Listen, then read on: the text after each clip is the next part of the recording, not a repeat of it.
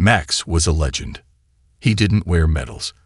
He didn't boast about his missions, but those who served with him would never forget what he'd done. Max was a military K-9, trained to detect explosives, chase down enemies, and protect his handler at all costs. He had served through 2 tours in Afghanistan, sniffed out countless IEDs, and once dragged his wounded handler out of a firefight while bullets rained around them.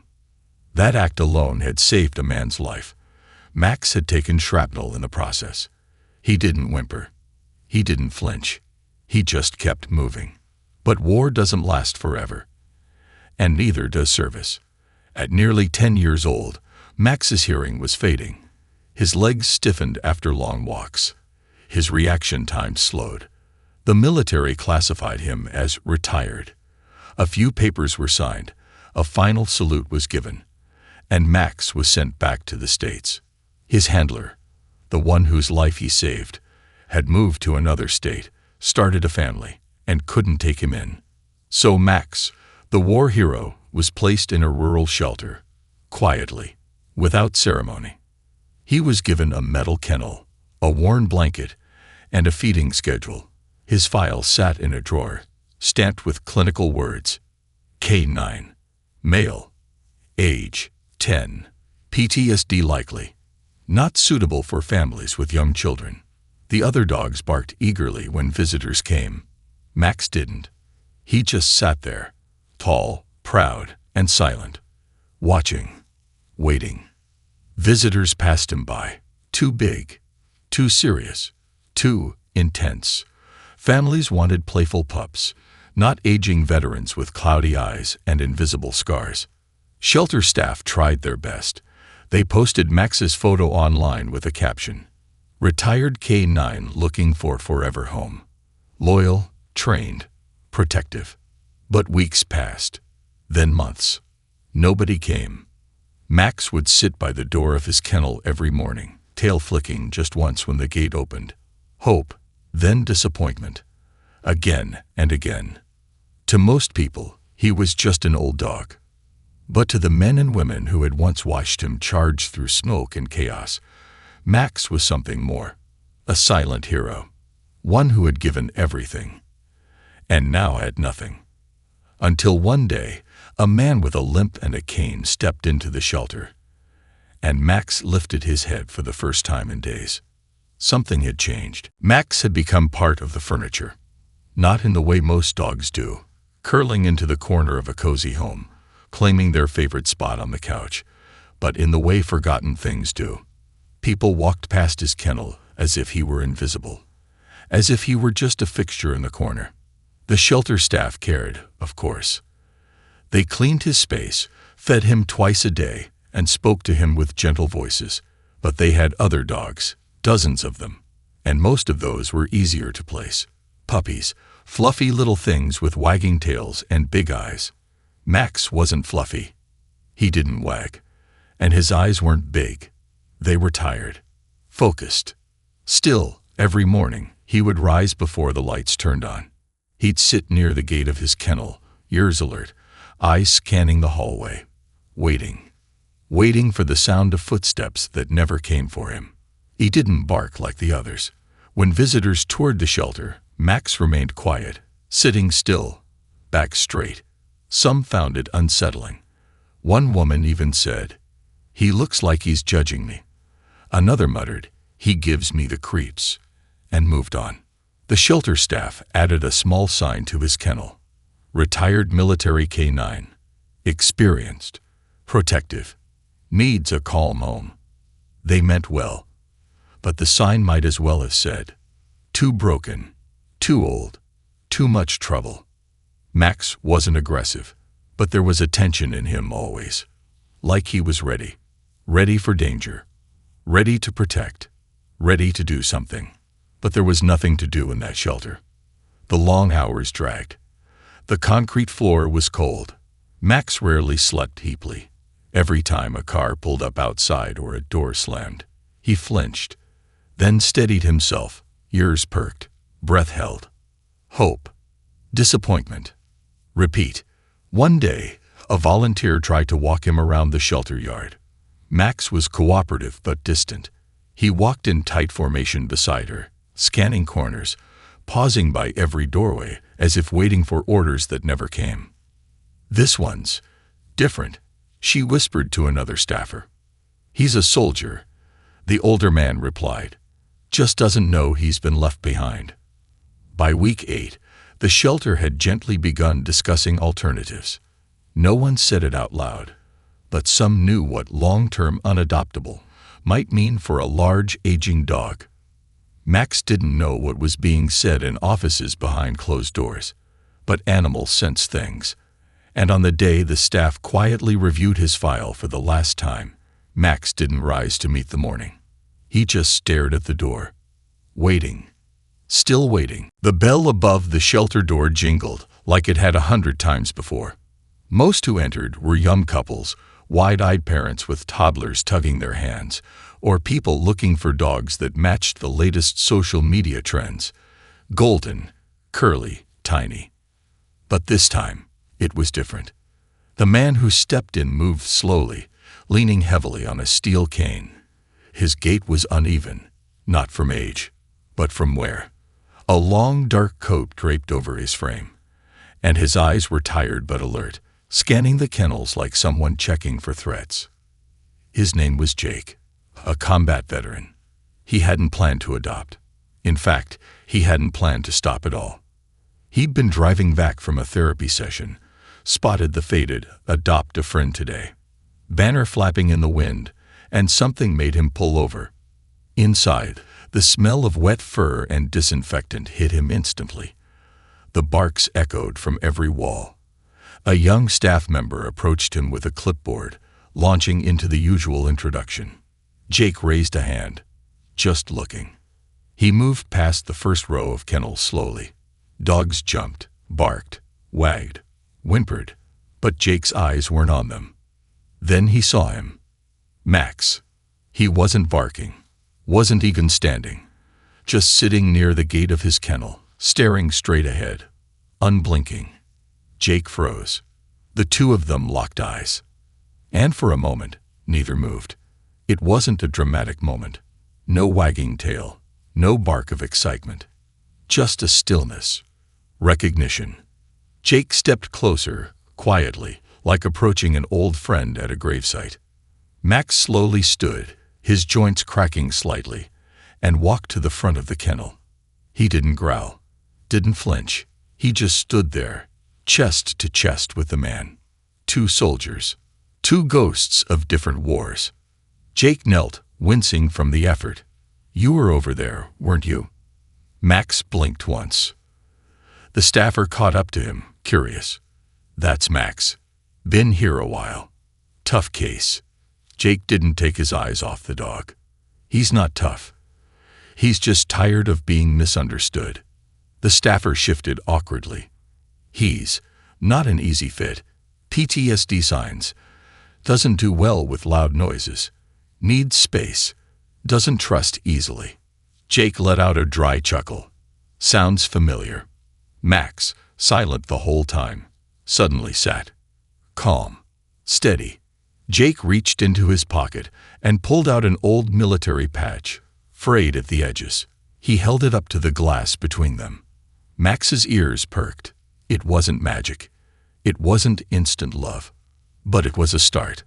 And for the first time in months, Max leaned forward and pressed his nose gently against the glass. Jake whispered, "I get it, buddy. You're not broken. You're just waiting for someone who sees it." Jake didn't sleep that night. He couldn't stop thinking about Max, the way the dog had stared through him like no one else had in years. That quiet understanding, that silent strength. It wasn't pity. It was kinship. By morning, Jake had made his decision. He returned to the shelter just after opening. The same staff member was there, surprised to see him. "You again?" she asked with a hopeful smile. Jake tapped his cane once on the floor. "I want the big guy." The shelter worker hesitated, glancing toward the back where Max was being let into the outdoor pen. "I have to be honest," she said. "We've had other veterans ask about him. A few backed out after hearing the adjustment he might need. He's not a beginner's dog. Jake raised an eyebrow. Ma'am, I've been through 2 deployments, 5 surgeries, and a year of group therapy. I'm not a beginner at anything anymore. She gave a soft laugh, then nodded. All right, let's go over the paperwork. The adoption packet was thin. Max had been processed for months. Everything was ready. All that was left was a signature and one final line at the bottom. Adoption fee, $1. Jake stared at it. $1, he asked. Yeah, symbolic. Most of our long-term dogs have a waived or reduced fee. Keeps things simple. Jake reached into his worn wallet and pulled out a single dollar bill. It was old, crumpled, torn at one corner. The kind of bill most people wouldn't bother to carry. But Jake smoothed it out gently on the desk, like it meant something. And maybe it did. This isn't a payment, he said quietly. It's a salute. The staffer swallowed hard. You're gonna make me cry. Don't, Jake said, sliding the bill forward. Save that for when you see us walk out together. Outside, Max had been pacing along the fence, sensing the change. When he saw Jake step into the pen, leash in hand, he froze. Jake didn't rush. He just knelt again, offered his palm, and said, "Permission to come home, soldier." Max walked forward. No bark, no growl, just a slow step, then another, until his forehead rested gently against Jake's. It wasn't a Hollywood moment. No music played. The sun didn't burst through the clouds. But it was real. $1 changed hands. And in return, 2 broken souls found something neither thought they'd see again. Belonging. The ride home was quiet. Jake drove an old pickup that rattled more than it roared. Max sat in the back seat, unmoving, his body low, eyes scanning the windows. He didn't whimper, didn't pant, just watched, hyper-aware of every turn, every bump in the road. Jake kept glancing at him through the rearview mirror. Relax, buddy. You're not on patrol anymore. But Max didn't relax. He sat like a soldier in enemy territory. When they reached Jake's small farmhouse on the edge of town, Max stepped out slowly, nose twitching, scanning the horizon like he was ready for a threat. He didn't need an invitation. He just followed Jake through the front door, cautiously, but without fear. The house was modest. A creaky floor, faded wallpaper, a leather armchair with a permanent indent. Jake hadn't had a guest in years. That night, Jake laid out a thick blanket beside his bed, a stainless steel water bowl, and a clean dish filled with kibble. Max didn't touch the food, but he drank the water, in measured sips. Then he walked to the blanket, circled once, and lay down with a deep, slow exhale. His head stayed lifted, alert, watching. Jake sat on the edge of his bed. You don't trust me yet. That's all right. I didn't trust anyone for a long time either. He clicked off the lamp. Darkness. Stillness. Only the faint chirp of crickets outside and the occasional groan of the old house settling. Jake stared at the ceiling, waiting for the usual parade of memories to arrive. The sounds, the flashes, the pounding in his chest that shook him awake night after night. But they didn't come. Not this time. Max hadn't moved, but Jake could feel him there. Like a presence, like a shield. At some point, in the early hours, Jake drifted off. Deep sleep, the kind he hadn't known in years. And when the morning sun filtered through the blinds, Jake blinked awake to find Max still there. Head up, eyes watching the door, still guarding. He hadn't moved all night. Jake smiled. You're not just a dog, are you? You're a sentry. Max didn't respond, but his tail thumped once against the floor. That was enough. They didn't need words. They didn't need to figure everything out at once. 2 fractured lives had simply aligned. And in the quiet of that first shared morning, something unspoken was understood. They were no longer alone. At first, nobody noticed the big dog trailing behind the limping man. Jake and Max kept to themselves. They went on early morning walks when the streets were quiet and the air was cool. Max never pulled on the leash, never barked at passing cars. He walked in perfect sync beside Jake, alert but calm. People started to notice. First, the lady who ran the corner bakery. She peeked out every morning at 6:15 as Jake walked by, Max steady at his side. Then the mailman, who nodded politely and said, "Now that's discipline." By the third week, Max had a reputation. The silent dog. The war dog. The legend. Kids whispered about him at the playground, daring each other to go near. Max never growled, never flinched. He simply sat beside Jake whenever they stopped, a quiet wall of fur and muscle. One day, a boy about 10 years old approached slowly, a juice box in one hand, a comic book in the other. Jake noticed and tensed slightly. "He's okay," he told the boy, "but move slow.